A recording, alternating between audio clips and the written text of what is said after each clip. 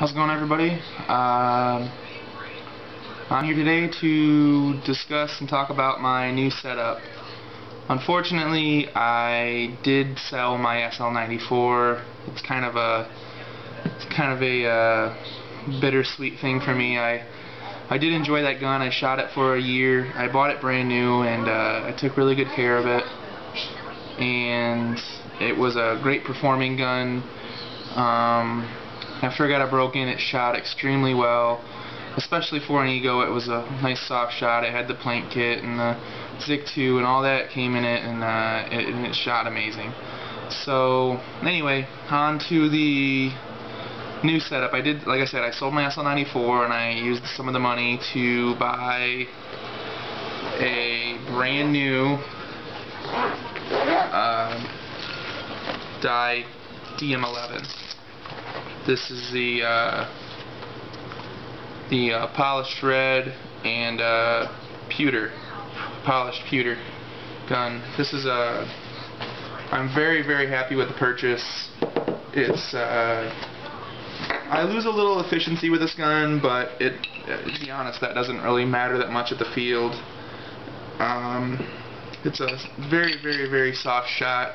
I've got about 6 cases through it already, so it's starting to really settle in and really shoot just phenomenal.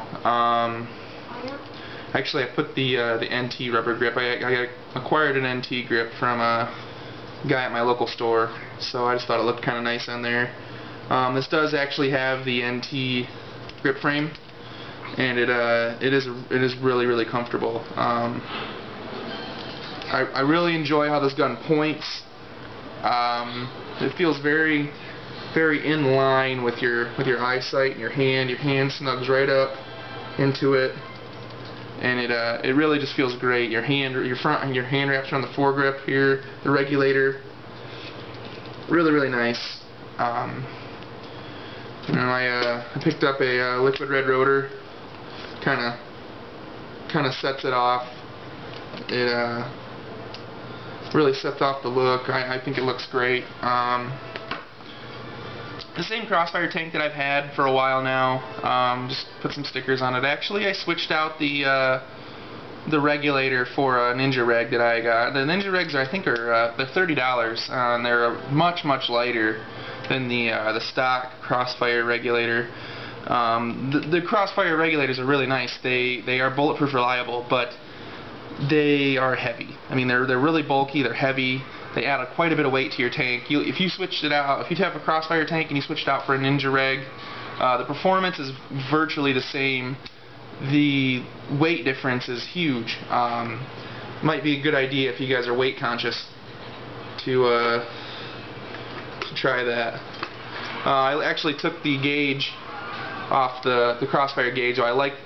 This came with a mini gauge, the brand new Ninja mini gauge, and I just like the bigger crossfire gauge, so I switched them out. But you know, throw it on there, gas it up real quick. This does shoot a very nice soft. You can kind of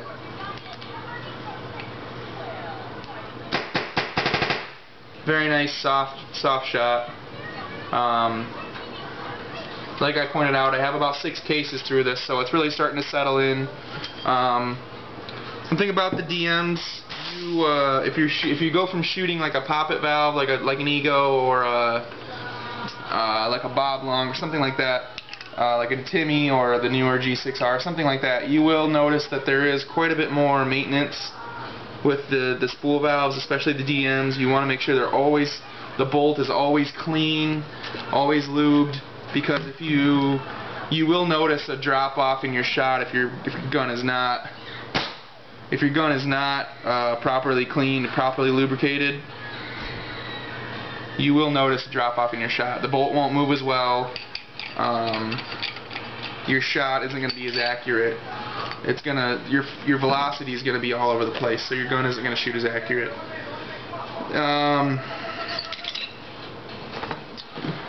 These have really the main difference between the DM11 and the NT is the NT's bolt operation is slightly different. The NT doesn't have the low pressure regulator. I've never owned an NT. I'm not super familiar with why they, why or what they were doing with that. I noticed that the DMs all have these low pressure regulators, and they do protect the solenoid a little more. So they keep the high pressure air going right directly to the solenoid, which can be good if you have a reg failure or something like that. When you clean and lubricate these DMs, definitely just the regular dye slick lube is perfect for it. It's basically Dow 33. It's really all that's recommended. That you can use whatever you want, but I would probably avoid the hater sauce. Hater makes good stuff, but I would avoid it only because it'll get into your solenoid in these guns, and it will ruin your solenoid. So I would stay away from that. I would just stick to what the manual says and just use this. You're probably gonna have to buy. I would buy an extra one of these, just because you do use quite a bit of it. And you can use it on your regulator, you can use it on your low pressure regulator, you can use it on your bolt. You can basically use it on the entire gun. So there's really no reason to go away from that. When I bought this DM, I actually removed the trigger spring.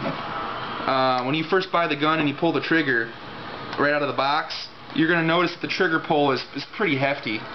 You just go in here with a little pick, and there's a spot for where the spring is, you just pop the spring right out. That's what I did. And then basically your micro switch acts as your spring. And I've had really good luck with this. I haven't noticed any problems with it. I think the trigger, like I said, the trigger pull from stock is pretty heavy though. I slightly adjusted the trigger just so that there was a shorter pull. You are going to have to, like I said, you're going to have to adjust the trigger out of the box. It's not ideal for semi out of the box. Like you just saw, I could pop the grip, you could pop the grips off with no tools. Just pull back and then slide forward, and they pop right open. And when you buy this gun, it's going to come with a proto battery. Do not use the proto battery. I don't know where they get the batteries from, but the proto battery is pretty terrible. Just go buy a nice high-end battery, Energizer Duracell. The Energizer Ultimate Lithium 9 volts will not fit in this gun. I traditionally use the Energizer Ultimate Lithiums in most all my stuff that takes 9 volts, and it will not fit in this. So I think I'm using an Energizer Pro Cell or something like that. Duracell Pro Cell, something. It's a industrial strength battery, but it's a good battery. You don't really have to mess with a whole lot of stuff on this gun. The bolt is already polished. This is basically a Billy Wing bolt in here. So upgrades like the Billy Wing bolt, unnecessary. I know some people have tried using like the Tech bolts and stuff like that. Really no reason to upgrade to this gun. This is a $1,250 marker. No reason to upgrade. There's really nothing you can put in here that's going to make it any better than stock. Maybe the board. I don't know if anybody's interested. Maybe that the Virtue just came out with a brand new OLED board with the screen is right here on the grips. Maybe that would be something different to use.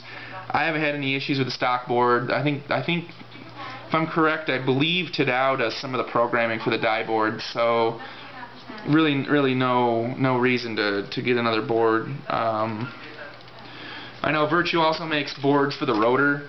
Only thing I put on this rotor that I bought for it was the spine feed system. That was it. Basically this is very similar to the Exalt. This one actually, the reason I got this one, to be honest, was just the lifetime warranty. And I did see the guy put the pod in here and leave it in there for days and days and days and days, and I guess it didn't even phase it. So that's partly what sold me on this. If you're shooting the ultralight barrel, doesn't matter if it's in the DM or another gun, the ultralight barrel with a 688 back, which is traditionally what this size they normally come in. The RPS Premium copper green. I'm not sure if the color matters of the shell, but I know that this particular bore size of this ball is shoots very, very well through the ultralight back. I've been shooting basically this paint ever since I bought this gun, and the paint shoots very, very straight through this barrel. You know, as you can see, it fits in there and it doesn't really fall out. You can blow it out, but it's a very good bore match. Just buy fresh paint. Just buy the RPS Premium fresh, and it'll always shoot through these barrels well. Like I said, I've bought about 6 cases of it and shot it through this particular gun, and it's done me very well. The only thing I do miss about my SL94 was the barrel kit. I know a 688 is a pretty good bore size for the backs, but I did like having the choice between the 685, 689, and 693. 693 was a little bit obsolete by the time this last few months rolled around. There isn't really a lot of paint out there that's boring that large. 691 is about the largest I've seen.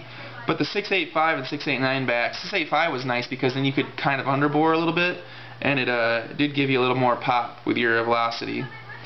But anyway, that's just my rundown. This is the marker that I purchased. Kind of sad to see the